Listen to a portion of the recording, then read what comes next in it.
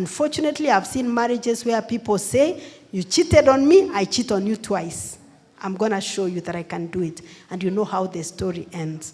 So when your partner or your child or your family member is doing the wrong thing, refuse to get dirty. Do not get dirty. And I'm not saying that you stay in a place of suffering, but I'm saying that you can always make a choice.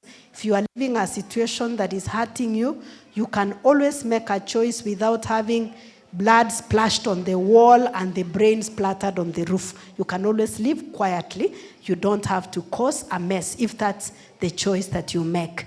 And because Joseph chose to do the right thing, the Bible says that the Lord was with him and he prospered him all the way from the pasture to the Potiphar's house to the palace.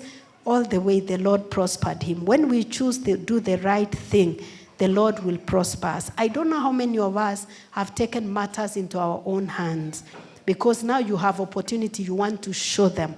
So because we have taken matters into our own hands, we have failed to be prospered by the Lord.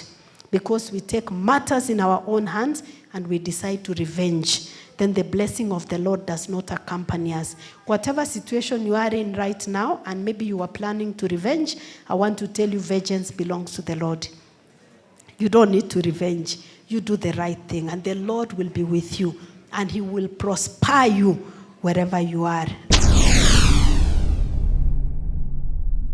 Get the point.